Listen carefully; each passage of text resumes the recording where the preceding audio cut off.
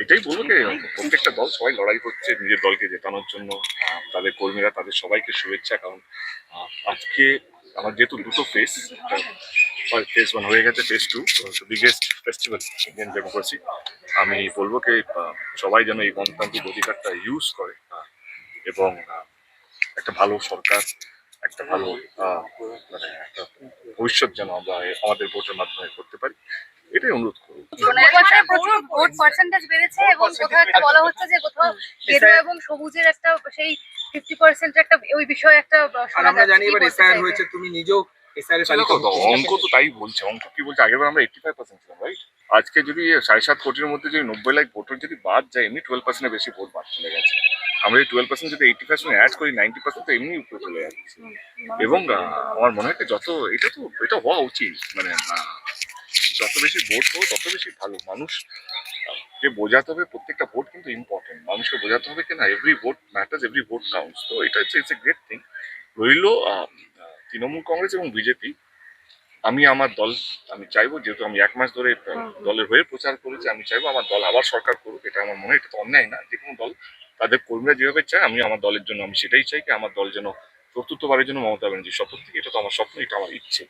এবারে বাকিটা 4 তারিখের মধ্যে আমরা সবাই জানতে পারবো, যেরকম ভাবে তোমরা জানতে পারবে, যেরকম ভাবে আমি জানতে পারবো। কারণ ভোট কে কাকে দিচ্ছে সেটা তো আমি ওই ভগবান, রাজনীতির ভগবান নই কি আমি ভবিষ্যৎবাণী করতে পারবো। এটাই বলবো কি মানুষ নিজের পছন্দের মতন লোক তার থেকে ভোটটা দিক, এটাই সেখানেই আমার সমর্থন আছে। শিয়া বাটার ও ভিটামিন সমৃদ্ধ লিলি বিউটি সোপ, তারুণ্যময় উজ্জ্বল ত্বকের জন্য।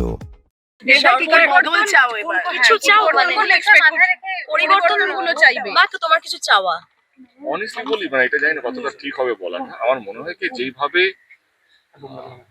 পপুলেশন বাড়ছে, মানে আমার মনে হয় কি যে কোনো সরকার, সে রাজ্য সরকারে হোক বা কেন্দ্র সরকারই হোক, কারণ চাকরির অবস্থা দেখতেই পাচ্ছেন, শুধু বাংলা বলে না, ভারতবর্ষে চাকরি যারা যারা বলছে 2 কোটি চাকরি তারও আজকে দিচ্ছে। এটা আমি একটা পলিটিক্যাল স্টেটমেন্ট দিচ্ছি না। আমার মনে হয় পপুলেশন কন্ট্রোলটা আমাদের মূল হওয়া উচিত, যেটা উইল টেক 20-25 ইয়ার্স। চায়না একটা সময় আমাদের থেকে অনেকটা এগিয়ে ছিল পপুলেশনে, আজকে চায়নাকে আমরা বিট করছি। চায়নার জায়গাটা আমাদের 3-4 গুণ বেশি, মানে ওদের কান্ট্রিটা আমাদের থেকে লাইক এরিয়া ওয়াইজ আমাদের থেকে অনেক বড়, আমাদের সেই কান্ট্রিটা অত বড় না। আমার চাই কি দিদি যদি ফেরত আসে, দিদিকে বলবো এবং সরকারকে বলবো, যেই হোক না কেন, এবং আমার মনে হয় কি কেন্দ্র সরকার স্পেশালি সবকটা রাজ্য সরকারকে মিলিয়ে একটা একটা লং টার্ম প্ল্যান করতে, এটা 20-25 বছর লাগবে প্ল্যানটা। এখন থেকে কিভাবে আমরা পপুলেশন কন্ট্রোলের মধ্যে যাব, কারণ এই পপুলেশন কন্ট্রোল করলে দেখবে চাকরি, অনেক কিছু সমস্যার সমাধান হবে। তো আমার মনে হয় কি পপুলেশন কন্ট্রোলটা এখন আমাদের মূল বিষয় হওয়া উচিত। কিন্তু ইট উইল টেক 10-20 ইয়ার্স, মানে এটা আজকে বললে 1 বছরের মধ্যে হবে না। এটা ঘাটাল মাস্টার প্ল্যানের মতো নয় কি 5 বছর plan, it will take 20-25 years একটা রোড ম্যাপ। আমার অনুরোধ কেন্দ্র সরকার এবং রাজ্য সরকারকে এইটা নিয়ে একটা একটা জয়েন্টলি ওভারঅল ইন্ডিয়াতে যদি সব স্টেট মিলিয়ে, দেশের প্রধানমন্ত্রী মিলিয়ে যদি এটাকে নিয়ে উদ্যোগ নেয়। দেব, খুব গুরুত্বপূর্ণ প্রশ্ন, যে কেন্দ্রীয় বাহিনীর বেশ কড়াকড়ি বা বাড়াবাড়ি চোখে পড়েছে আজকে। উত্তর 24 পরগনা গোবরডাঙ্গায় লুঙ্গি পরে গিয়েছে বলে তাদেরকে ভোট দিতে দেওয়া হয়নি, নাতির প্যান্ট পরে গিয়ে ভোট দিতে হয়েছে। এই ধরনের ডিসক্রিমিনেশন কি বলবে? ভোট তো গণতান্ত্রিক অধিকার। Correct correct. তোমাদের মনে হচ্ছে এটা অন্যায়? ধরে বলো হ্যাঁ না। তোমারও তো একটা সে আছে, রাইট?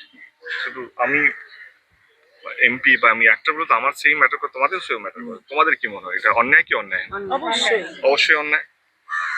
এই অন্যায়ের বিরুদ্ধেই আমরা লড়ছি, মানে আমাদের দল লড়ছে। যেটা ভুল সেটা ভুল, যেটা ঠিক সেটাকে ভুল প্রমাণিত করা হচ্ছে জোর করে, সেটা ভুল। এবং আমি এটাকে প্রতিবাদ করছি। আমার মনে হয় এই যে ধর্ম, যেটা আমি সবসময় বলি, মানে আমার মঞ্চ থেকে আমি বলি যে ধর্মকে মাথায় রেখে যদি আমরা সবকে, নির্বাচন কমিশন যদি ধর্মটাকে মাথায় রেখে, সিআরপিএফ এর মতন এমন একটা প্রতিষ্ঠান, মানে এমন একটা এজেন্সি, তারাও যদি কে কোনটা পড়ছে কাপড় দেখে তাকে ভোট দিতে দেবে না, এটা তো অন্যায়। আর এবং আমাদের দেশের ভাবমূর্তি নষ্ট হচ্ছে। আজকে আমাদের দেশ একটা সেকুলার দেশ, আমাদের দেশের সমস্ত রকমের ধর্মকে আমরা সম্মান করি, বেশভূষা, আমাদের ধুতিকে সম্মান করি, আমরা সবাইকে সর্বদিকে সম্মান করি, আমরা মাথার তিলককে সম্মান করি, এবং মাথার টুপি পরাটাও আমরা সম্মান করি। এটা তো আমাদের দেশের কালচার, এটাই তো আমাদের অহংকার। সেই অহংকার ভেঙে যাচ্ছে কোথাও যেন মনে হয় একটা অন্য একটা ভাবমূর্তি, যাদের কাছে আমরা এক্সপেক্ট করি না। একটা ঠিক আছে, পলিটিক্যাল লিডাররা বলছে ভগবান ঠাকুরের নাম নিচ্ছে, এ করছে ও করছে, ঠিক আছে, কিন্তু এরকম একটা প্রতিষ্ঠান, এরকম একটা সিআরপিএফ এর মতন বা এজেন্সিস গুলো, যার উপরে দেশ ভরসা করে, তখন প্রধানমন্ত্রী বা মুখ্যমন্ত্রী আসবে আর যাবে, এটা থেকে যাবে, এরাই থেকে যাবে। ইসি বলো, বা সিআরপিএফ বলো, বা ইডি, সিবিআই, এরাই তো থাকবে। নেতারা আসবে যাবে, মুখ্যমন্ত্রী আসবে যাবে, প্রধানমন্ত্রী আসবে যাবে, কিন্তু দেশ তো চালায় এরাই, ডেমোক্রেটরাই তো দেশ চালায়। তারা যদি এটাকে অ্যাকসেপ্ট করে নেয়, ডিসক্রিমিনেশন করে নেয়, ডিসক্রিমিনেটটা অ্যাকসেপ্ট করে নেয়, তাহলে আমাদের দেশটা সার্ভাইভ করতে পারবে না। খুব বেশি আমরা খুব তাড়াতাড়ি আমরা সাপোর্ট হয়ে যাবো। এটা এইবারে ইলেকশন 2026 ইলেকশন বাংলায় বিশেষ করে দেখা যাচ্ছে। আমার তাই না, এটা তোমরা কিভাবে নেবে আমার অনুরোধ। দেশ কিন্তু নেতারা চালায় না, শুধু দেশ চালায় কিন্তু ব্যুরোক্রেটসরা, ডেমোক্রেটসরা।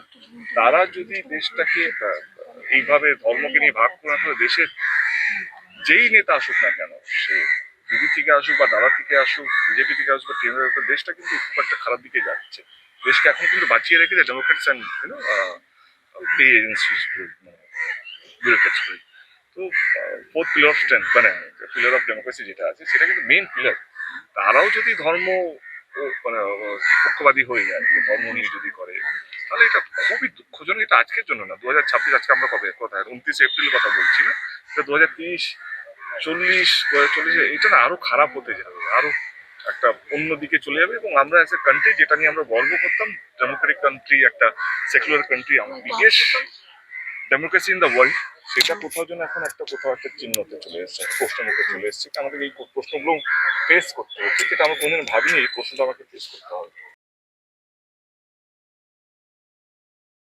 শিয়া বাটার ও ভিটামিন ই সমৃদ্ধ লিলি বিউটি সোপ, তারুণ্যময় উজ্জ্বল ত্বকের জন্য।